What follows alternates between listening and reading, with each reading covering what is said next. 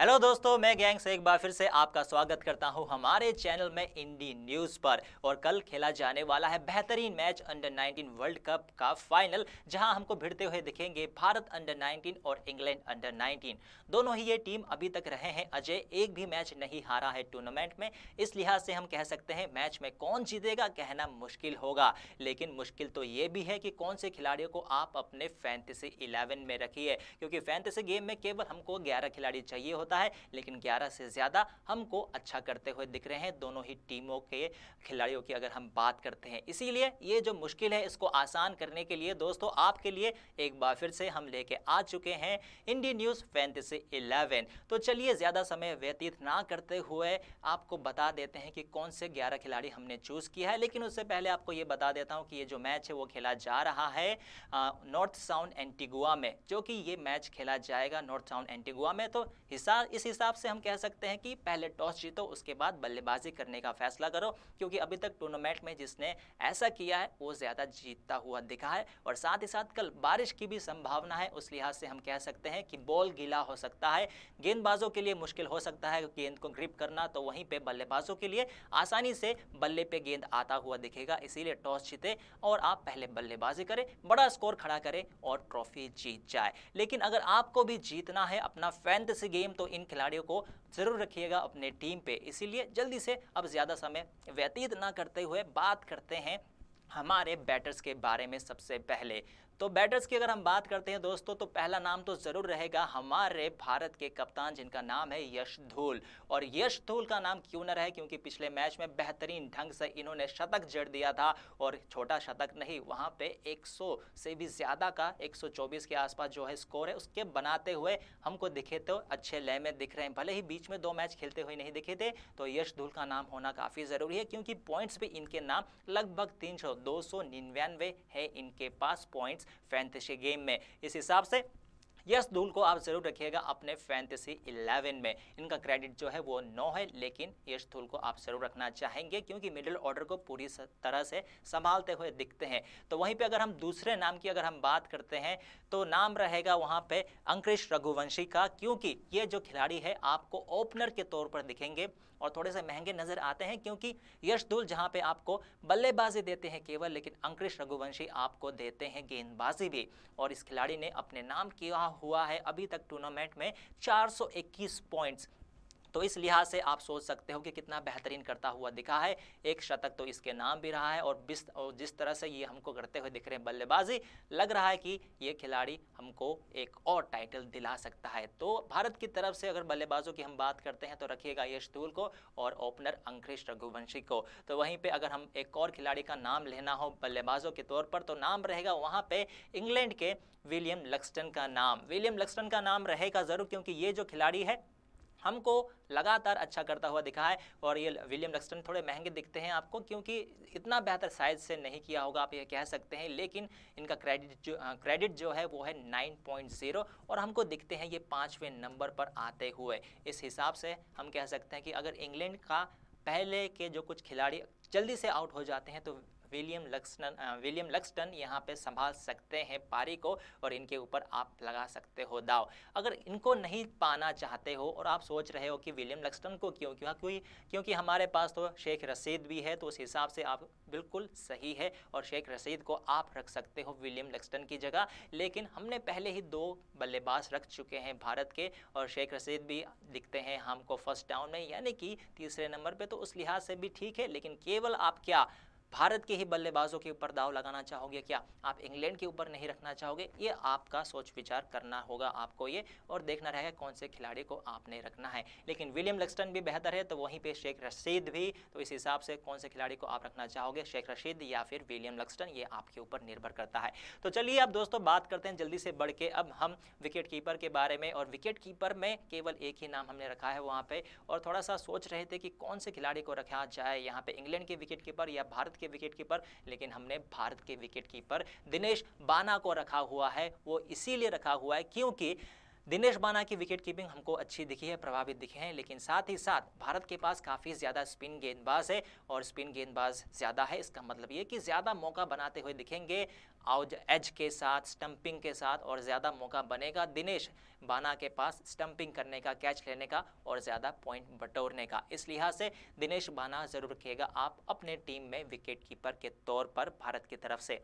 तो वहीं पे चलिए दोस्तों अब बात करते हैं ऑलराउंडर्स की तरफ और बढ़ते हैं उनकी तरफ और बात करते हैं अब यहाँ पे। और ऑलराउंडर्स में देखिए पिटारा खुलता हुआ दिखेगा आपको टैलेंट का, क्योंकि भारत की तरफ से भी काफ़ी बेहतरीन खिलाड़ी आपको बेहतरीन फॉर्म में दिखेंगे, तो वहीं पे इंग्लैंड की तरफ से भी कोई कमी नहीं दिखता है। और कमी कैसे दिखेगा, जब इनका ऑलराउंडर में पहला नाम तो उनके कप्तान का रहेगा, टॉम प्रेस्ट का नाम रहेगा दोस्तों। टॉम प्रेस्ट जो कि इस सूची में सबसे ज़्यादा अंक अर्जित करते हुए दिखे हैं और इन्होंने अभी तक ये फैंटेसी गेम में अर्जित कर लिए हैं 546 अंक। इस लिहाज से हम कह सकते हैं कि इस खिलाड़ी को आप बिल्कुल ना मिस कीजिएगा, क्योंकि रन बनाने के मामले में दूसरे नंबर पे इनका नाम आता है, तो वहीं पे विकेट भी चटकते हुए दिख रहे हैं। थोड़ा सा महंगा दिखते हैं आपको 9.5 क्रेडिट, लेकिन फिर भी इनको रखना तो बनता है। 10 भी होता तो इनको रखना बनता था। तो इंग्लैंड के कप्तान को आप ज़रूर रखिएगा, टॉम प्रेस्ट को।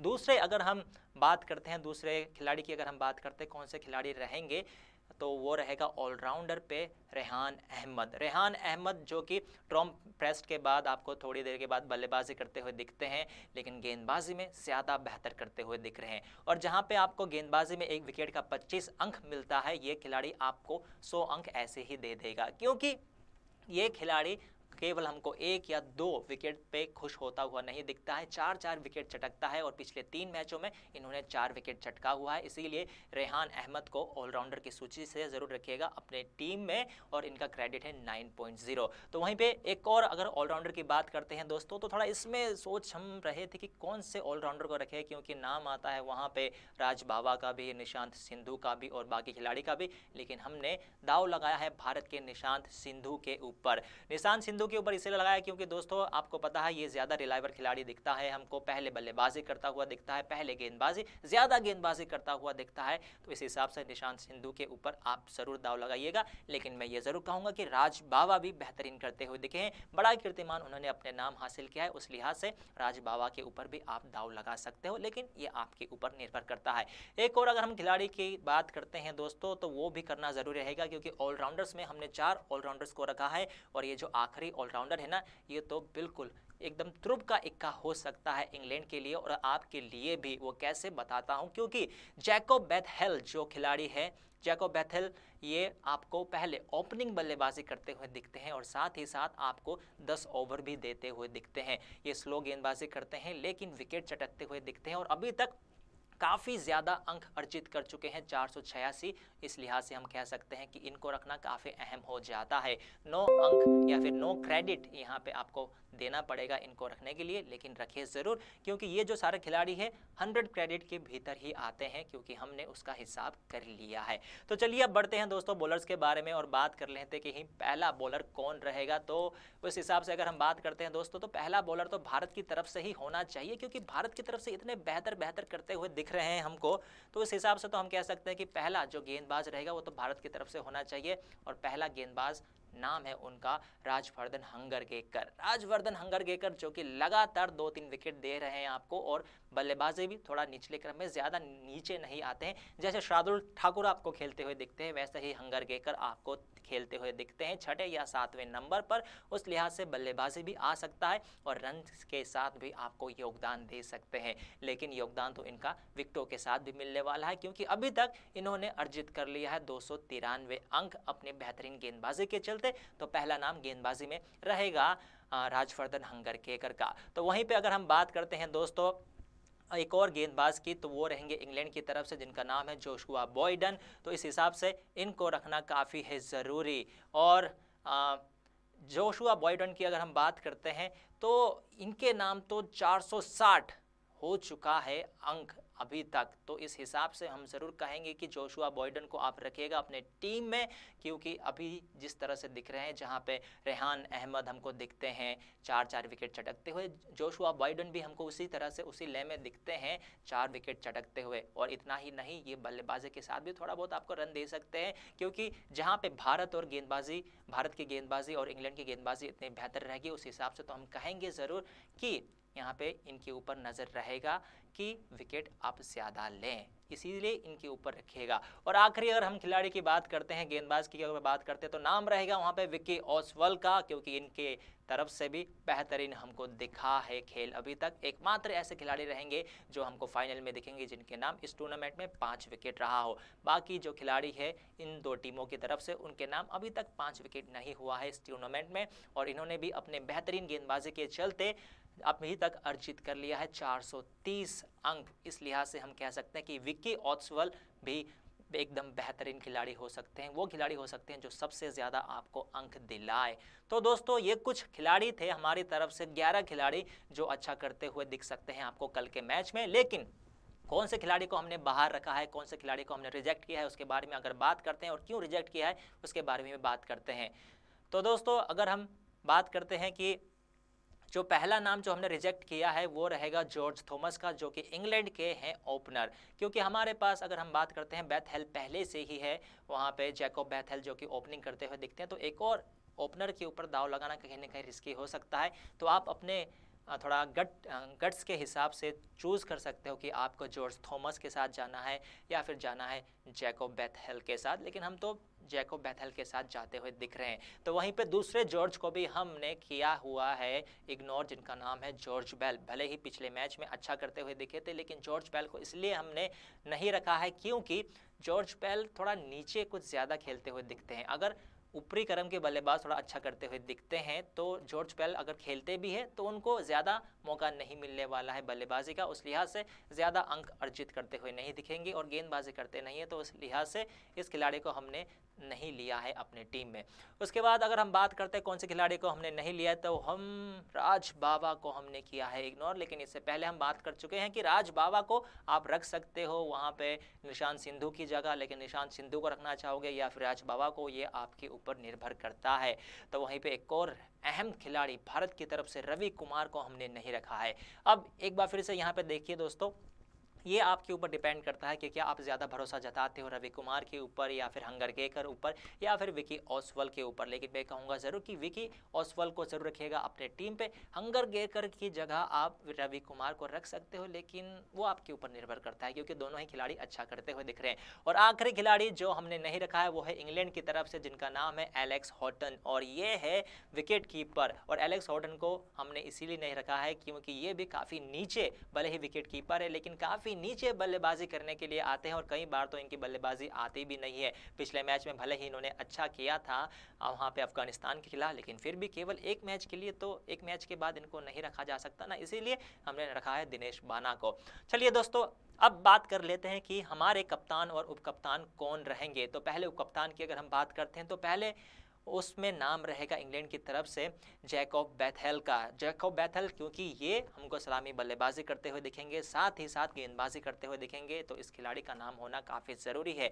इनके अलावा आप यहाँ पे सोच के रख सकते हो टॉम प्रेस्टन को, जो कि है कप्तान। उस लिहाज से हम ज़रूर कहेंगे कि जैकोब बेथेल को या फिर टॉम प्रेस्टन को आप रख सकते हो उप कप्तान। लेकिन कप्तान किसको चुनना है अगर उसकी बात करते हैं दोस्तों, तो नाम रहेगा वहाँ पे भारत के ही कप्तान यश धूल का नाम, क्योंकि यश धूल जो है ये खिलाड़ी काफ़ी बेहतर करता हुआ दिखा है, अच्छा टच में दिख रहा है, इनका आत्मविश्वास ऊपर दिखेगा और हमको दिखेंगे ये चौथे नंबर पे खेलते हुए, तो इनके ऊपर जिम्मेदारी रहेगा एक बार फिर से भारत के लिए अच्छा रन बनाना, तो इनको आप कप्तान जरूर रखिएगा।